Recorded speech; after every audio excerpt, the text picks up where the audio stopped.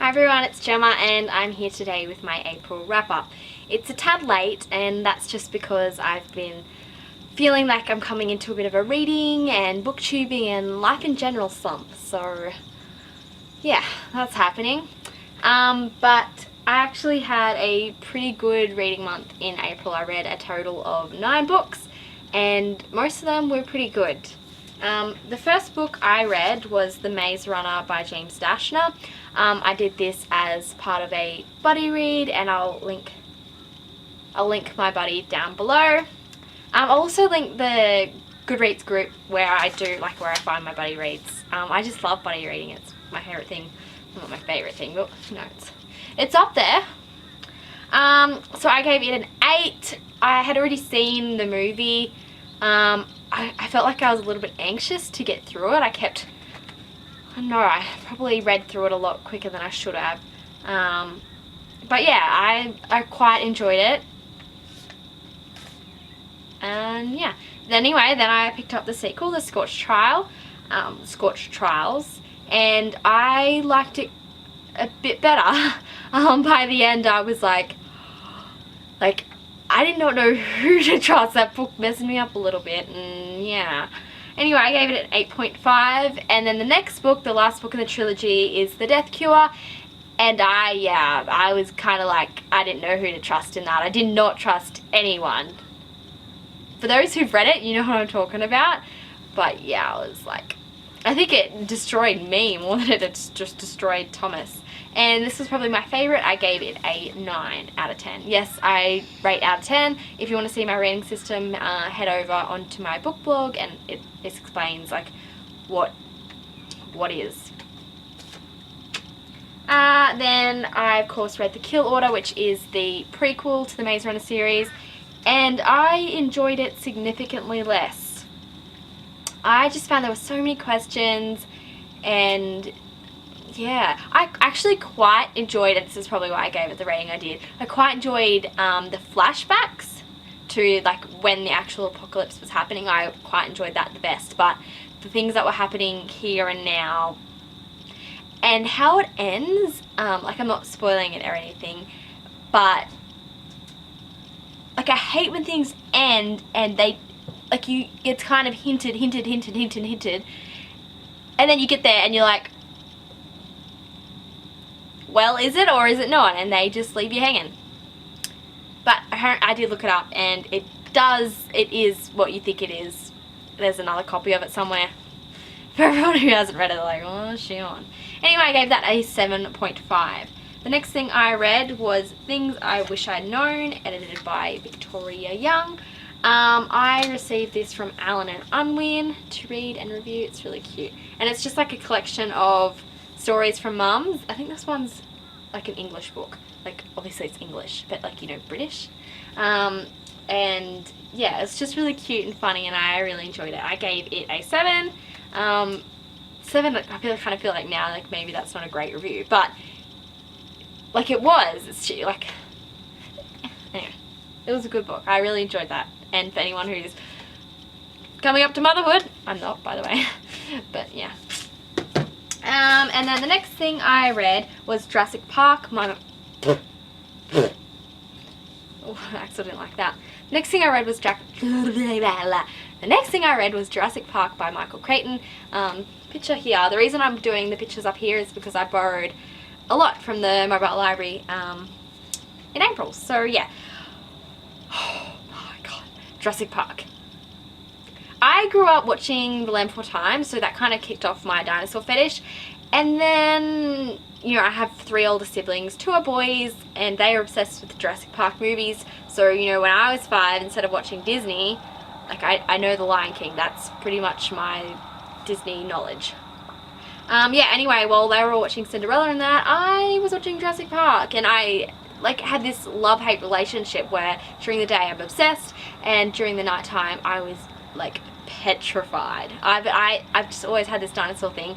So with the release of the new movie coming out, which I'm so excited about, oh my god,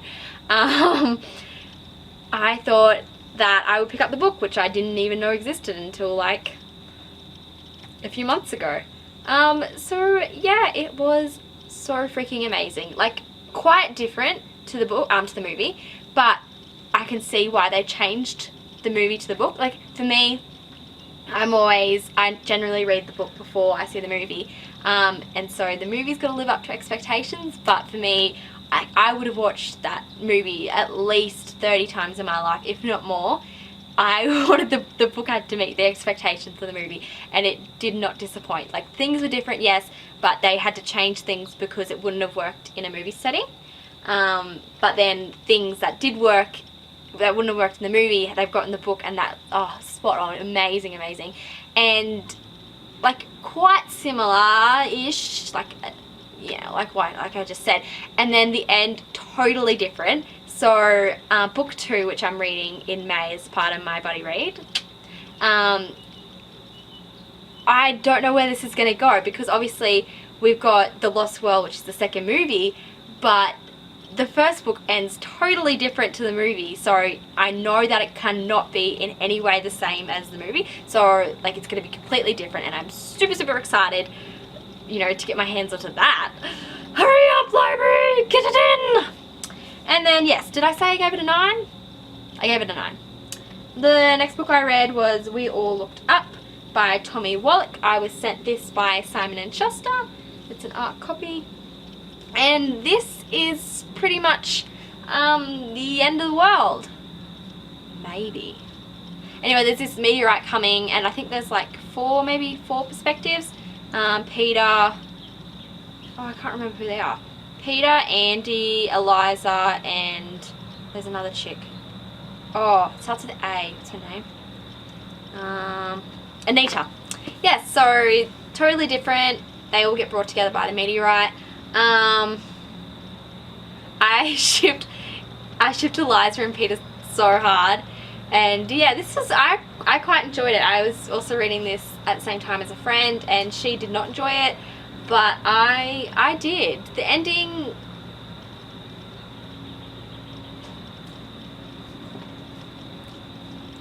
for those who've read it, you understand. I gave that an 8. And then the next thing I read, which I'm sure you're all going to be like, about, was holy crap, that's hot. I mean heavy, not hot. A Court of Thorns and Roses by Sarah J. Maas. And I was sent this by Bloomsbury, and I sent this like nearly 4 months ago. It's really, really good. It's a Beauty and the Beast retelling, which I didn't know until I was halfway through. And yeah, it's about this chick.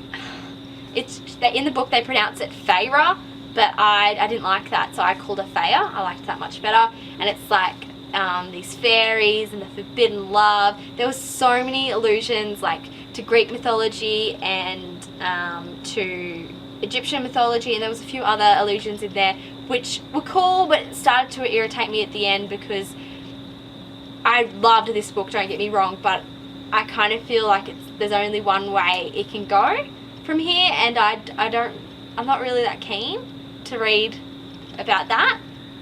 But I love this book. I think it would have been great as a standalone, and I'm pretty sure this is the first of a series, and I think that maybe it would be better as a companion series. I don't really want to, I know where it's going, and I don't want to read about that. So yeah, I gave that an 8.5. And then the last book I read was The Road of Lost Innocence by Somali man. Who else has read this book? No one? Okay, let me tell you. So it's about this chick, Somali.